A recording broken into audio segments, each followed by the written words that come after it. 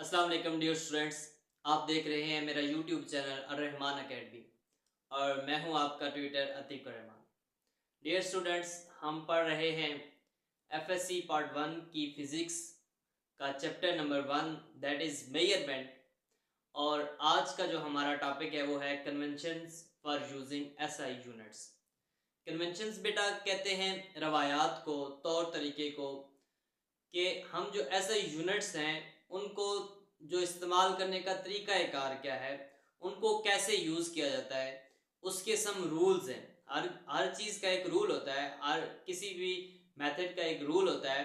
तो जो ऐसे यूनिट्स हैं उनको यूज़ करने का जो रूल है, जो कन्वेंशंस हैं, वो क्या हैं, वो आज के हम लेक्चर में स्टडी करेंगे। तो चलते हैं अपने लेक्चर की तरफ। Conventions for using SI units. Use of SI units requires special care, more particularly in writing prefixes. Some points to note are जो हमें SI यूनिट लिखने के लिए प्रीफिक्सेस का साथ इस्तेमाल करके जो SI यूनिट्स हम लिखते हैं उनको लिखने के लिए एक स्पेशल केयर की ज़रूरत होती है। उसके लिए चंद रूल्स दिए गए हैं, वो उन रूल्स को हम स्टडी करते हैं। सबसे पहला रूल क्या है? Each SI unit is represented by a symbol, not an abbreviation। कि जो भी SI यूनिट है उसको क्या किया जाता है? एक सिंबल से रिप्रेजेंट किया जाएगा, ना कि किसी एब्रीविएशन से। These symbols are the same in all languages, hence correct use of symbol is very important. For example, for ampere we should use capital A, not AMP। इसकी एब्रीविएशन नहीं use करेंगे। For second, S, not SEC, SI, not S dot I। इसमें पहले point में क्या कहता है कि जो हम SI यूनिट को रिप्रेजेंट करते हैं उनको क्या करते हैं? सिंबल से रिप्रेजेंट करते हैं, उन ना कि उसकी एब्रीविएशन से, उसकी शॉर्ट फॉर्म से उसको जाहिर नहीं करते, उसको रिप्रेजेंट नहीं करते, बल्कि क्या करते हैं? उसके सिंबल से उसको रिप्रेजेंट करते हैं। These symbols are the same in all languages। ये तमाम जो लैंग्वेजेस हैं, जो तमाम ज़बानें हैं, उनमें सेम होते हैं। Hence correct use of symbol is very important। इसलिए जो सिंबल का यूज़ है वो बहुत ही ज़्यादा अहमियत का हामिल है कि उसको सही से यूज़ किया जाए। फॉर एग्जाम्पल, उसने एग्जाम्पल दिया है, फॉर एम्पेयर वो शुड यूज कैपिटल ए। ये इसका क्या है? एसआई यूनिट है। एम्पेयर का एसआई यूनिट जो इसको हम लिखते हैं, इसका सिंबल क्या है? एम्पेयर का कैपिटल ए। एम्पेयर का सिंबल क्या है? Capital A. हम इसका, ये इसका सिंबल है, हम ये यूज करेंगे, ना कि उसकी एब्रीविएशन। यानी कि जैसे हम कोई भी बड़ा लफ्ज लिखते हैं तो जो कोई लफ्ज बड़ा होता है उसकी एब्रीविएशन बना लेते हैं। तो जैसे ये एम्पेयर है तो इसको एएमपी नहीं लिखेंगे। वैसे अगर एम्पेयर इसका लिखना है, इसका यूनिट जो एम्पेयर है उसको कैपिटल ए से लिखेंगे, ना कि उसकी जगह एएमपी लिखेंगे। इसी तरह सेकंड्स को, जैसे हम आम लफ्ज, आम जब इंग्लिश लिखते हैं तो सेकंड्स को बाद दफा ऐसी सी से लिख देते हैं, लेकिन जब ऐसा यूनिट हम यूज कर रहे होते हैं तब क्या करते हैं कि हम ऐसी सी नहीं लिखते, बल्कि क्या करते हैं? उसका सिंबल लिखते हैं एस, उसकी एब्रीविएशन नहीं लिखते एस सी। बाज़ औक़ात हम एब्रीविएशन यूज कर लेते हैं कहीं पे, लेकिन ऐसे यूनिट्स में एब्रीविएशन नहीं यूज होगी, बल्कि क्या होगा? उसका जो सिंबल है, ऐसे यूनिट का सिंबल जो है वही यूज होगा। इसी तरह S I, not S dot I, इसकी एब्रीविएशन नहीं यूज होगी। ठीक है बच्चों, ये था पहला पॉइंट कि हम क्या करेंगे? सिंबल यूज करेंगे ऐसा यूनिट का, ना कि उसकी एब्रीविएशन। आगे इसका जो सेकंड रूल है वो क्या है? Full name of unit does not begin with capital letter. जो किसी भी यूनिट का जो नाम है वो कभी भी, जो यूनिट का नाम है वो कभी भी कैपिटल लफ्ज से नहीं शुरू होगा, वो कभी भी कैपिटल लफ्ज से नहीं शुरू होगा। Full name of unit does not begin with capital letter. वैसे जो होता है, जो हम पहला लफ्ज लिखते हैं, आपको ये इंग्लिश का एक कायदा है कि जो पहला लफ्ज लिखते हैं, कोई भी वर्ड लिखते हैं, उसका जो पहला लफ्ज होता है वो उसका कैपिटल होता है। लेकिन ऐसा यूनिट्स में ऐसा नहीं होता। ऐसे यूनिट में पहला वर्ड कैपिटल नहीं लिखते, बल्कि क्या लिखते हैं? सारे स्मॉल लिखते हैं। जैसे न्यूटन है, एन कैपिटल हम नहीं लिखेंगे, स्मॉल ही लिखेंगे। इसी तरह मीटर है, एम इसका कैपिटल नहीं लिखेंगे बल्कि स्मॉल एम ही लिखेंगे। एक्सेप्ट सिर्फ एक है, सेल्सियस, जिसका हम सी कैपिटल लिखते हैं। एक सेल्सियस के अलावा किसी भी ऐसा यूनिट में क्या करते हैं कि जो ऐसा यूनिट का जो नेम होता है वो कैपिटल लेटर से नहीं शुरू होता बल्कि स्मॉल लेटर से लिखते हैं। इसका रूल नंबर 3 है symbols appear in lower case. Symbols appear in lower case, example M for metre.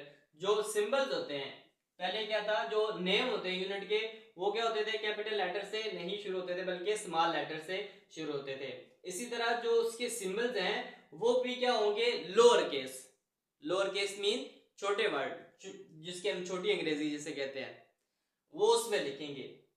Symbols appear in lower case, example M for metre, S for second, small M for metre, small S for second, exception L for litre. Litre के लिए हम सिर्फ क्या use करते हैं, L. L litre के लिए क्या करते हैं, कैपिटल एल यूज करते हैं। बाकी सारे जो सिंबल्स हैं उनके लिए लोअर केस इस्तेमाल होता है, यानी कि स्मॉल लेटर इस्तेमाल होते हैं सिवाय लीटर के। ये था रूल नंबर 3। अगर रूल नंबर 4 है symbols name after scientist have initial letter capital, example N for newton, P A for pascal, W for watt. Symbols named after scientist. अब अगर किसी का जो सिंबल है, जो सिंबल नेम है वो साइंटिस्ट के नाम पे हो, जैसे कि न्यूटन। जैसे कि न्यूटन क्या है, न्यूटन एक साइंसदान का नाम है, इस फोर्स का यूनिट भी न्यूटन है। तो जो इसका जो सिंबल हम यूज करेंगे वो कैपिटल यूज करेंगे। इसका सिंबल क्या यूज करेंगे, कैपिटल, क्योंकि ये साइंटिस्ट के नाम पे आ रहा है। तो इसलिए जो न्यूटन जब लिखेंगे तो जो पूरा न्यूटन अगर लिखेंगे तो वो small N E W T O N लिखेंगे, एस एन जो है वो स्मॉल ही लिखेंगे जब पूरा वर्ड न्यूटन लिखेंगे। अगर उसका जो सिंबल यूज करेंगे वो सिर्फ जो साइंसदानों के नाम पे आता है उसका जो सिंबल है वो कैपिटल होगा। Symbol named after scientist have initial letter capital, example N A. जो पहला वर्ड होगा उसको क्या लिखेंगे, जो यूनिट का पहला वर्ड होगा, ना कि उसका पूरा जो नाम है वो, सिर्फ जो यूनिट का। जैसे अब ये न्यूटन का तो है ही एन इसका सिंबल, जिस तरह पास्कल प्रेशर का यूनिट है पास्कल, पी ए, इसका सिंबल क्या है, पी ए। तो चूंकि ये पास्कल साइंटिस्ट के नाम पे है तो जो पी ए है इसमें पी जो है वो कैपिटल लिखेंगे। ये यूनिट इसका सिंबल है, वो हम सिर्फ क्या करेंगे, पी जो पहला वर्ड है उसको कैपिटल लिखेंगे, आगे जो वर्ड है वो स्मॉल लिखेंगे। इसी तरह जो वाट है, वाट भी एक साइंटिस्ट है, उसका जो यूनिट है उसको, उसका जो सिंबल है वो भी कैपिटल डब्ल्यू होगा। ठीक है। आगे rule number 5, symbols and prefixes are printed in upright Roman style regardless of the type style in surrounding text a distance of 50 metre. जो सिंबल और प्रीफिक्स है वो उनको क्या करेंगे, उनको अपराइट स्टाइल में लिखेंगे, चाहे वो जिस तरह का मर्जी है स्टाइल, उसके सराउंडिंग इर्द गिर्द उसके सराउंडिंग में जो भी इस्तेमाल हो रहा होगा, जो हम यूज करेंगे सिंबल्स या प्रीफिक्स, उसको क्या रखेंगे, अपराइट स्टाइल में, रोमन स्टाइल में। आगे rule number 6, symbols do not take plural form, example 60 metre. जो सिंबल है, जो हम इसका सिंबल लिखते हैं, जैसा कि इसका मीटर का एम है, उसको क्या वो प्लूरल नहीं होगा। जैसा प्लूरल का क्या मतलब होता है, जमा। तो वो हम उसको जैसे कि हम लिखते हैं कि ये हम अपनी जब बोलते हैं कि 60 मीटर, हम ये चूंकि एक से ज्यादा हो तो वो हम प्लूरल उसको समझते हैं, लेकिन जो सिंबल है वो प्लूरल नहीं होगा। जैसे कि 60 मीटर होगा, 60 सिर्फ एम आएगा, ना के साथ उसके साथ एस आएगा, मीटर्स, 60 मीटर्स। वो एक से ज्यादा है तो वो प्लूरल में आ जाता है, लेकिन जब इसका सिंबल लिखेंगे तो 60 मीटर ही लिखेंगे, 60 मीटर्स एस साथ नहीं लिखेंगे, ये वाला एस जो है ये साथ में नहीं लिखेंगे। इसी तरह 100 kg लिखेंगे, 100 kg, ना कि 100 kgs, किलोग्राम्स जैसे लिखते हैं ना, 100 किलोग्राम्स, वो ग्राम्स नहीं होगा, सिर्फ ग्राम होगा।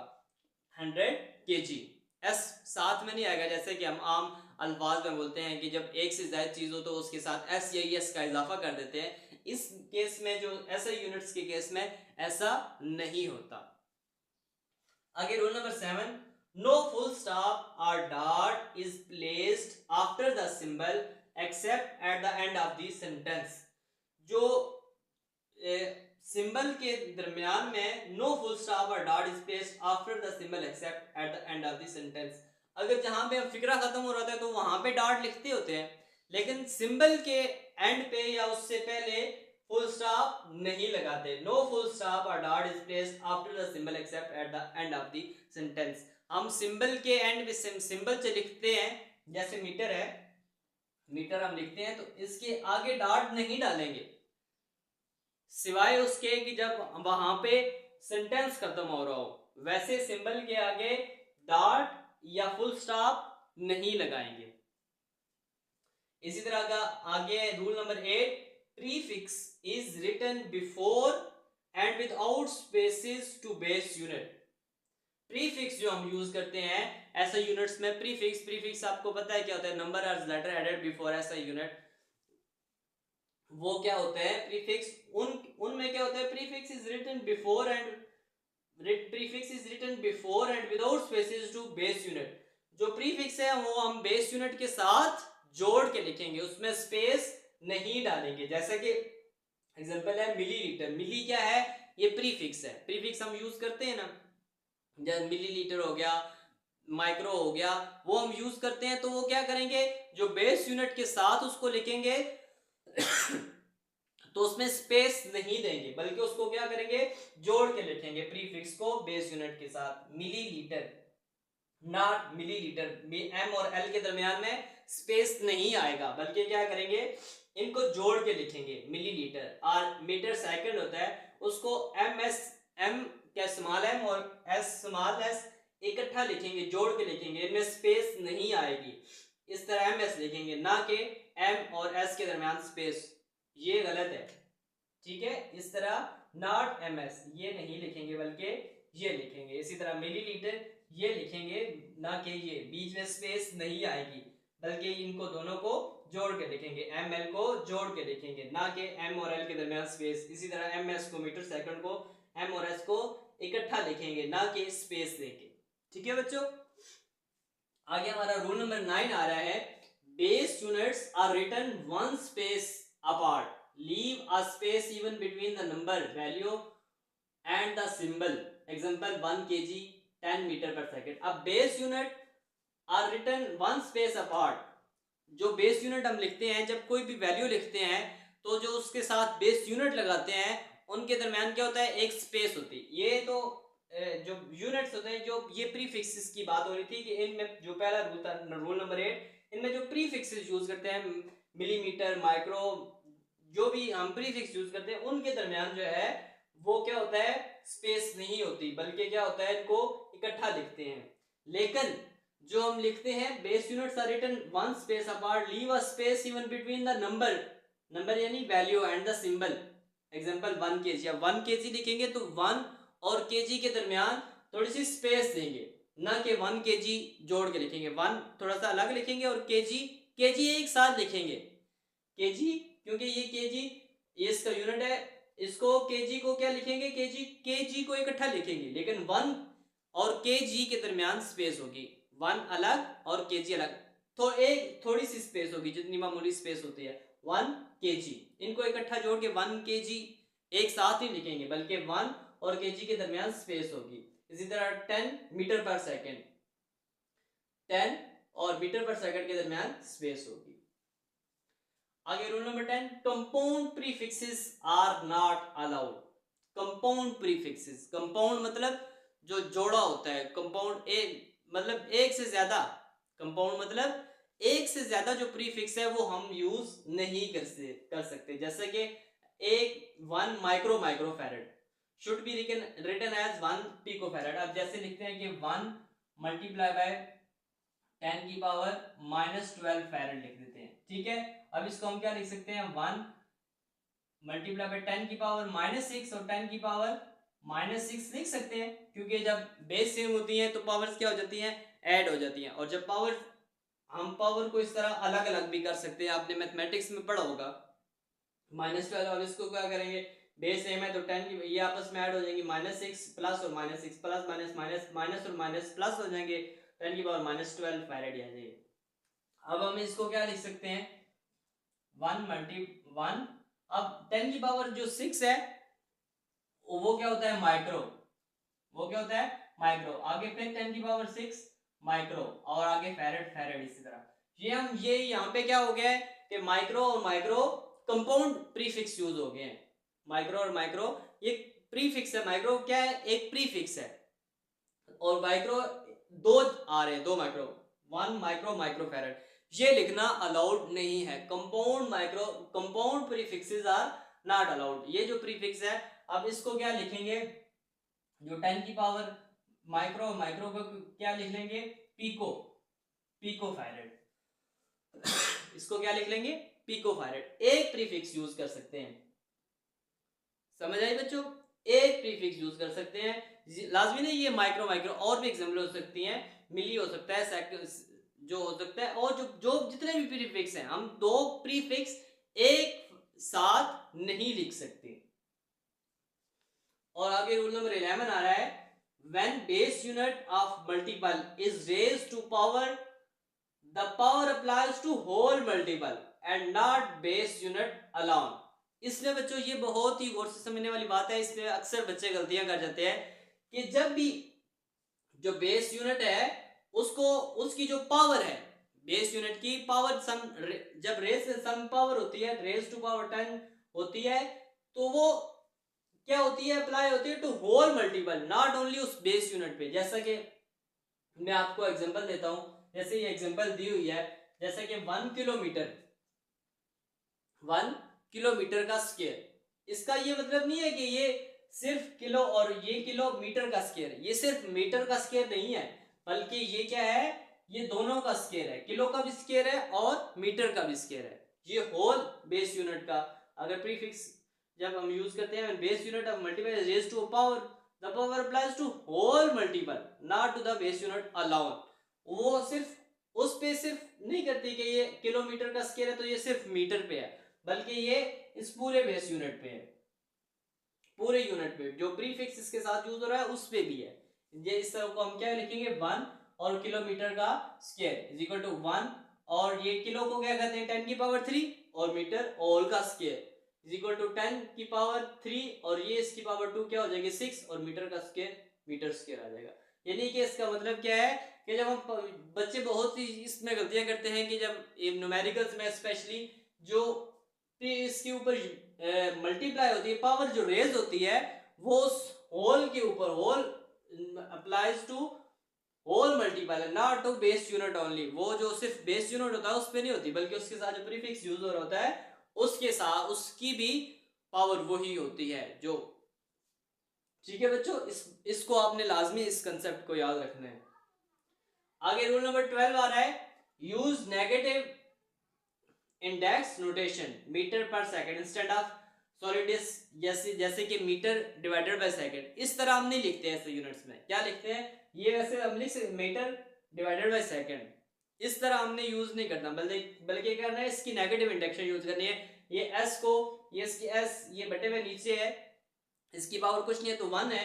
जब ऊपर जाएगी, जब आपने पढ़ा होगा मैथ में, जब नीचे से कोई भी क्वांटिटी ऊपर जाती है उसकी पावर चेंज हो जाती है, अगर नीचे नेगेटिव है तो ऊपर पॉजिटिव हो जाएगी, नीचे अगर पॉजिटिव है तो ऊपर नेगेटिव हो जाएगी। तो इसको क्या लिखेंगे मीटर पर सेकंड, इसकी पावर 1 है, नहीं लिखी हुई तो इसका मतलब है 1 है, तो ऊपर जाएगी तो -1 हो जाएगी, metre per second. Negative index use करते हैं, ना कि उसको बटे में लिखते हैं। Again, rule number 13, use scientific notation that is one non-zero digit left of decimal। इसमें हमने क्या करना है, आपने पिछले टॉपिक में आपने साइंटिफिक नोटेशन पढ़ा था, साइंटिफिक नोटेशन क्या होती है उसकी डिटेल मैंने आपको समझाई थी बड़ी डिटेल से।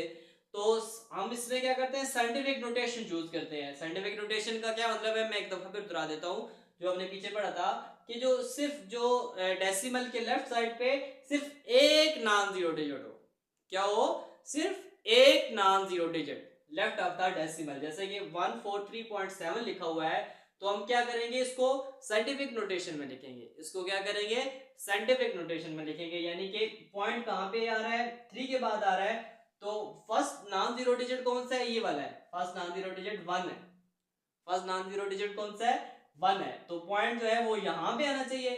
तो अब इसको क्या करेंगे यहां तक मूव करवाएंगे, इस पॉइंट को क्या करेंगे यहाँ पे मूव करवाएंगे। अब इस यहाँ पे पॉइंट, इसको क्या किया 1 2 2 दर्जे इसको इधर लेके आए, तो इसकी पावर क्या हो जाएगी 1, यहाँ पे पॉइंट आ जाएगा 1.43 और मल्टीप्लाई बाय, हम कितने पॉइंट इधर आए हैं 1 2, तो 10 की पावर 2 आ जाएगी। हम राइट से लेफ्ट की तरफ आए हैं तो आपको पता है पावर क्या होगी, प्लस होगी। इसकी डिटेल समझने के लिए आप मेरा पिछला लेक्चर साइंटिफिक नोटेशन देख सकते हैं डिटेल से। आगे rule number 14, do not mix symbol and name in the same expression. Do not mix symbols and name in the same expression. किसी भी एक्सप्रेशन में आप नेम और सिंबल को मिक्स नहीं करना। आपने क्या करना है बच्चों, सिंबल और नेम को सेपरेट सेपरेट रखना है, उनको मिक्स नहीं करना। जैसा कि एग्जांपल मीटर पर सेकंड, अब ये लिख रहे हैं अगर मीटर पर सेकंड तो ये पूरा मीटर पर सेकंड लिखें, ना कि या ms की पावर -1 मीटर पर सेकंड, ये नहीं लिखना कि मीटर और स्लैश पर सेकंड, जैसे ये पर सेकंड होता है इसको SEC लिख दे। इनको क्या करना है, मिक्स नहीं करना, ना ही कि m मीटर का m लिख दें और सेकंड पूरा लिख दें, इस तरह भी नहीं करना, बल्कि क्या करना है या तो पूरा यूज करना है मीटर पर सेकंड या ms की पावर -1 मीटर पर सेकंड। इस तरह कभी भी जो सिंबल है और जो नेम है उनको कभी भी मिक्स नहीं करना, सिंबल और नेम को मिक्स नहीं करना, बल्कि क्या करना है या तो सिर्फ सिंबल यूज करना है या सिर्फ नेम यूज करना है। इन दोनों को इकट्ठा, मतलब एक का, अब ये जैसे मीटर पर सेकंड आ रहा है, एक का मीटर लिख दें और पर सेकंड का s की पावर -1 लिख दें, या मीटर का m लिख दें और सेकंड की जगह आवर पे पूरा सेकंड लिख दें। इस तरह नहीं करना, बल्कि या तो सिंबल यूज करना है या क्या करना है, नेम यूज करना है। आगे लास्ट जो हमारा रूल आ रहा है वो क्या है, practical work should be recorded in most convenient unit depending upon the instrument being used.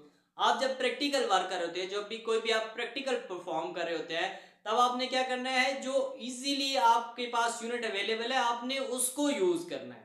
क्या करना है, आपके पास जो इजी, जैसे आप स्क्रू गैस से किसी भी आप समझ लें कि किसी वायर का डायामीटर आप उसको कैलकुलेट करें, तो स्क्रू गैस से जो आप यूज करेंगे यूनिट, वो मोस्ट कन्वीनियंट जो मिलीमीटर होगा वो आप यूज करेंगे। जो भी मोस्ट कन्वीनियंट, जिस इंस्ट्रूमेंट से भी आप मेजर कर रहे हैं, उस इंस्ट्रूमेंट का जो भी कन्वीनियंट है, कन्वीनियंट जो आसान तरीन है, जो उस वक्त आप जब प्रैक्टिकल परफॉर्म कर रहे होते हैं तो उस वक्त उसको इमीडिएटली साथ वही लिख लेना है। जब आप प्रैक्टिकल परफॉर्म कर रहे होते हैं तो क्या करना होता है कि जो मोस्ट कन्वीनियंट यूनिट, जो इजी अवेलेबल यूनिट होता है, वो आपने यूज करना होता है। तो बाद में जब आप प्रैक्टिकल कंप्लीट कर चुकेंगे, जब कैलकुलेशंस करेंगे, तो आपने फिर क्या करना है, उसको ऐसे यूनिट में कन्वर्ट कर लेना है। Practical work should be recorded in most convenient units depending upon the instrument being used. Example measurement using screw gauge should be recorded in millimetre. जब आप स्क्रू गेज से, जाहिर सी बात है, जब स्क्रू गेज से आप रीडिंग ले रहे होंगे तो वो क्या होगी, किस में आ रही होगी, मिलीमीटर में। But the final result must be recorded to the prepared base unit. लेकिन जब आप परफॉर्म कर रहे होंगे प्रैक्टिकल, तो उस वक्त आपने जो मिलीमीटर में आ रही है अगर वैल्यू, या मीटर में आ रही है, किलोमीटर में आ रही है, जो भी आप इंस्ट्रूमेंट यूज कर रहे हैं, उसका जो आसान तरीन आपको यूनिट मुयस्सर है वो आपने यूज करना है उस वक्त जब आप प्रैक्टिकल परफॉर्म कर रहे होते हैं। लेकिन जब परफॉर्म कर चुके होते हैं, जब रिजल्ट कैलकुलेट करना होता है, तो आपने फिर क्या करना है, अप्रोप्रिएट बेस यूनिट, जो सही बेस यूनिट है, उसका यूज करना है। ठीक है बच्चों, ये थे कुछ रूल्स ऐसे यूनिट्स को जो इस्तेमाल करने के लिए, जो हम ऐसा यूनिट हम इस्तेमाल करते हैं, उनको इस्तेमाल करने के कुछ रवायात थी, कुछ असूल थे। तो आपको अगर कोई भी बात समझना ही हो तो आप कमेंट सेक्शन में मुझसे पूछ सकते हैं।